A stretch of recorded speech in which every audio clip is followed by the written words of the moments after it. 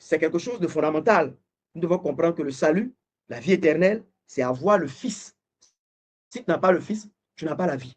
Si tu as le Fils, tu as la vie. Ah, puissions-nous, nous tous qui sommes connectés, ceux qui écouteront après, ceux qui se connecteront après, j'en sais rien, mais puissions-nous, si j'ai un désir dans mon cœur que chacun de nous est réellement le Fils de Dieu, pas simplement une adhésion à une communauté, que le Fils de Dieu soit réellement dans ton cœur, qu'il ait été déjà, je vais dire comme ça, qu'il ait germé dans ton cœur depuis que tu as cru en l'évangile et qu'il soit en train de croître de plus en plus jusqu'à ce que tu puisses parvenir à cette stature parfaite de Christ. C'est ça le salut, mes frères et mes sœurs. Le salut, c'est le Fils de Dieu en nous. Il faut qu'il soit en nous, mes frères et mes sœurs. Il faut qu'il soit en nous. Il faut qu'il soit en nous.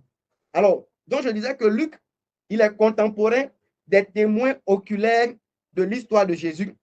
La deuxième chose, c'est que Luc, il est un médecin. C'est un médecin qui a pris le temps de vérifier. C'est un médecin qui a pris le temps de vérifier l'exactitude de tous les faits avant d'écrire un résumé suivi à son ami Théophile, que j'ai déjà dit, qui devrait être probablement gouverneur. On peut voir dans Acte 24, verset 1 à 3, que ce titre de très excellent, en tout cas de manière générale, était donné au gouverneur. Et donc, Théophile, qui est appelé dans le premier traité, parce que Luc en a écrit deux.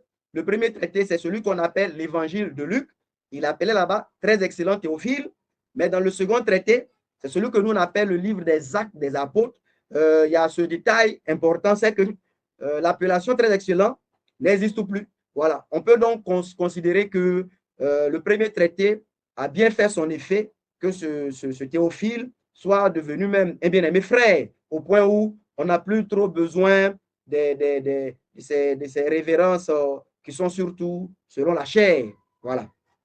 Donc, il est devenu un frère. Il s'appelle Théophile maintenant. Voilà. Donc, le très excellent tombe. Luc, médecin, il a pris le temps de vérifier l'exactitude de tous les faits avant d'écrire un résumé suivi à son ami Théophile, qui devait être gouverneur, quelqu'un aussi de la haute classe. Et le troisième fait, c'est que Luc lui-même, il a été un fidèle compagnon de Paul. Paul a été lui-même au début très opposé à toute cette affaire de Jésus qu'il pensait être des mensonges. Au début, Paul pensait que l'histoire de Jésus, là, c'était des mensonges par rapport auxquels même il fallait s'opposer farouchement. Je vous lis Acte 26, son propre témoignage, le verset 9. Paul dit, pour moi, c'est Paul qui parle, j'ai cru d'abord que je devais m'opposer de toutes mes forces au nom de Jésus de Nazareth. C'est ce que j'ai fait à Jérusalem. Ouais, non. Voilà. Donc, ce Paul-là, au commencement, lui-même, il a été farouchement opposé à tout ce qui concernait cette histoire de Jésus de Nazareth. Et Luc a été un fidèle compagnon d'œuvre de ce Paul qui lui-même a été profondément bouleversé donc par la grâce de Dieu.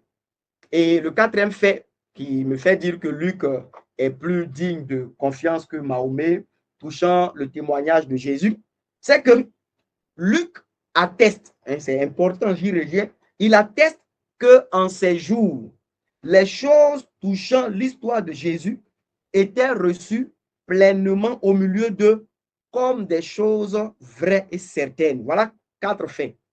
Luc, contemporain des témoins oculaires de l'histoire de Jésus. Luc, un médecin, donc un homme donc de culture, de science, non pas pour mépriser voilà, ceux qui n'ont pas pu faire de grandes études, hein, voilà.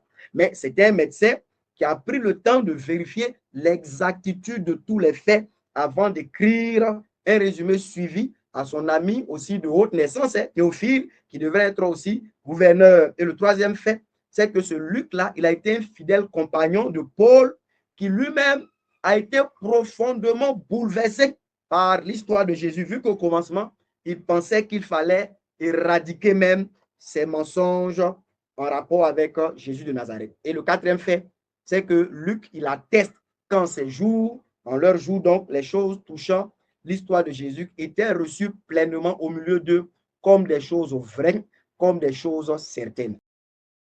Les choses concernant Jésus de Nazareth ce ne sont pas seulement des choses théologiques en griffe, mais ce sont aussi des choses historiques attestées. Voilà. Et c'est une histoire certaine. Et c'est l'histoire du salut de tous les hommes, musulmans y compris.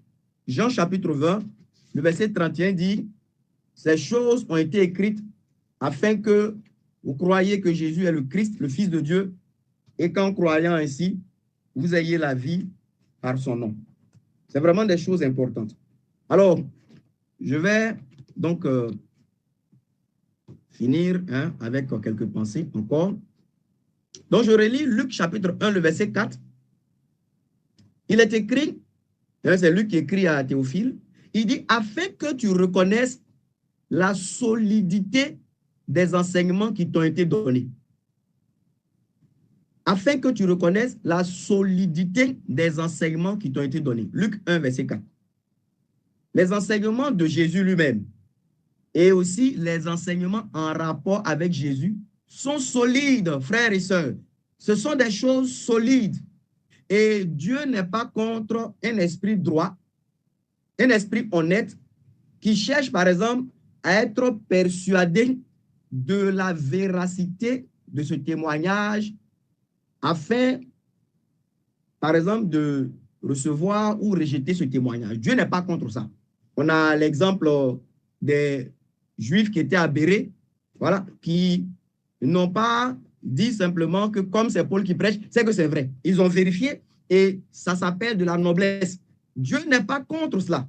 Et Jésus, notre Seigneur, dans la révélation donnée à Jean, il félicitait, on va dire comme ça, les frères de l'église d'Éphèse parce qu'ils ne recevaient pas ceux qui prétendaient être apôtres simplement sur le témoignage que ces gens-là donnaient. Il les éprouvait, il examinait.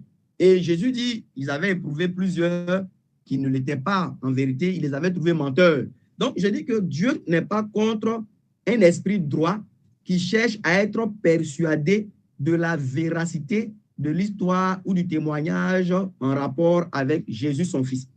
Et si le cœur est droit, si le cœur est honnête et que ce cœur veut vraiment examiner les choses avec honnêteté, par exemple avec les quelques paroles que nous partageons, mais tout de suite, la lumière va séparer les ténèbres, la lumière va poindre, la lumière va se lever dans ce cœur pour pouvoir lui montrer le chemin de la vie.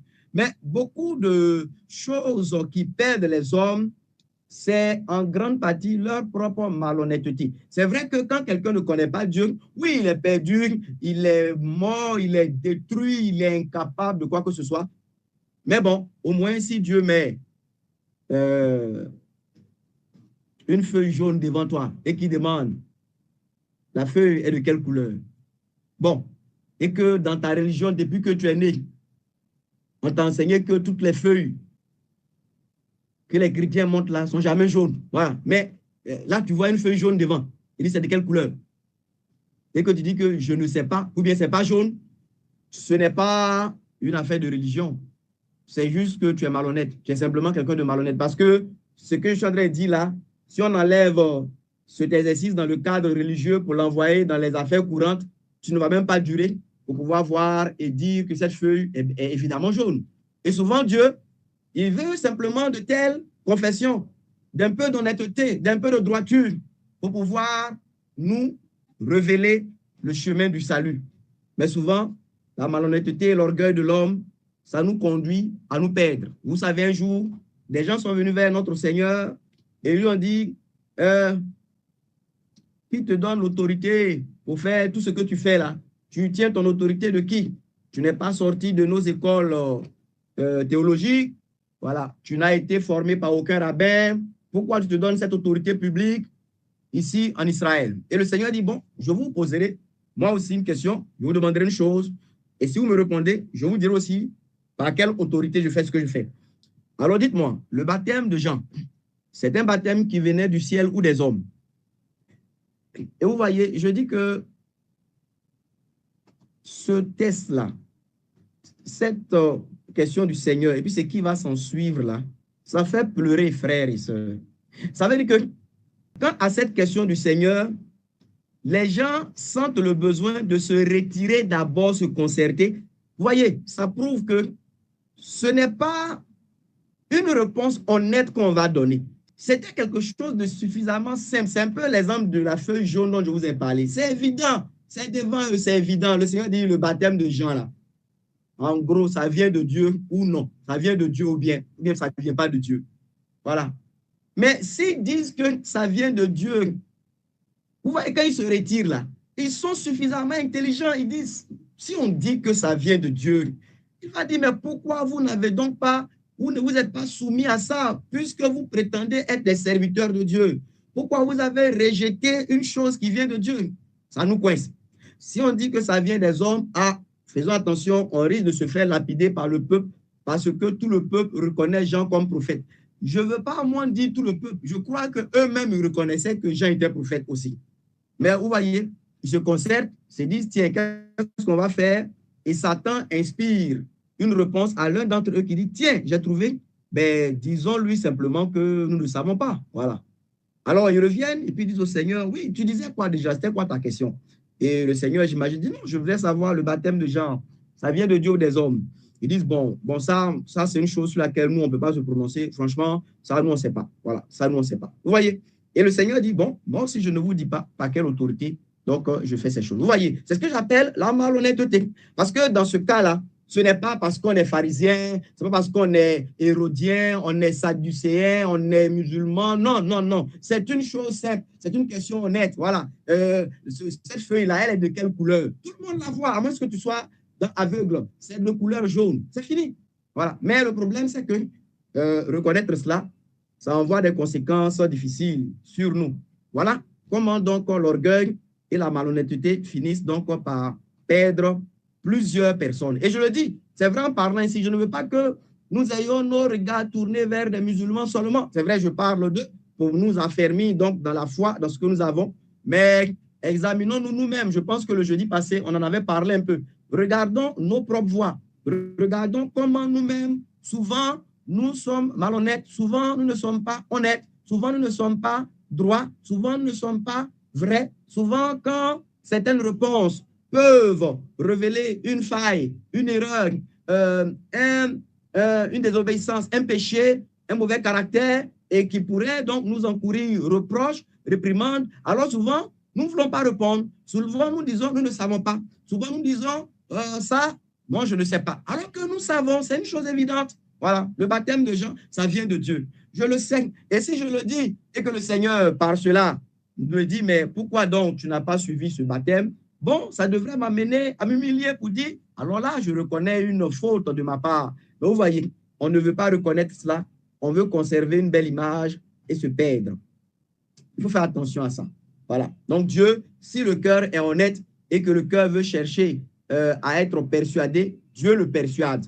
Mais vous voyez souvent, je profite de parler un peu de ça, il y a certains frères et sœurs, et là je parle de nous, souvent un sujet de la parole de Dieu, on n'est pas convaincu en 2020, on dit on n'est pas convaincu en 2021, on n'est pas convaincu en 2022, on n'est pas convaincu en 2023, on n'est pas convaincu en 2025, 26, 27, 28, vous voyez, parce que dans le fond, souvent ce n'est pas du tout de la conviction qu'on cherche. Voilà, on veut simplement faire ce qu'on veut. Sinon, si Dieu voit un cœur droit, je le répète, un cœur droit qui veut s'assurer de la véracité de quelque chose avant de pouvoir l'accepter ou de la rejeter, très honnêtement, je vous assure que Dieu, il ne tarde pas à montrer donc la voie de la vérité. Mais souvent, on vient avec des cœurs maladroits et on pense tromper Dieu. On pense, par exemple, je vais dire quoi? Je vais utiliser la même expression. On pense tromper Dieu. Voilà. Des gens, au jour de Jérémie, on dit, prie Dieu pour nous. Ce que Dieu va dire, on va faire, soit bien ou soit mal. Et quand Jérémie vient leur parler, il dit, non, non, c'est Baruch qui te montre contre nous. Ce que tu dis là, ça ne vient pas de Dieu. Pourtant, vous avez dit que si c'est bien, vous prendrez. Si c'est mal, vous prendrez. Vous voyez, souvent, c'est comme ça que nous sommes. Notre cœur n'est pas droit. Et ce manque de droiture, c'est en grande partie ce qui fait que nos yeux restent fermés souvent sur des vérités éclatantes. Le Seigneur Jésus a dit, si quelqu'un veut faire sa volonté, ça veut dire la volonté de Dieu, il saura si ma doctrine vient de moi-même ou de Dieu. Vous voyez, donc le Seigneur, lui, il a dit que le grand principe même ou la grande disposition pour discerner si quelque chose est de Dieu, c'est est-ce que moi-même je suis quelqu'un qui est résolument engagé à faire la volonté de Dieu. Parce que quand on veut faire un peu la volonté de Dieu, un peu pour nous, un peu la sagesse de Dieu, un peu notre sagesse, un peu la pensée de Dieu, un peu notre pensée, c'est là que souvent nous sommes confus, nous sommes mélangés, nous n'arrivons pas à discerner ce que Dieu dit.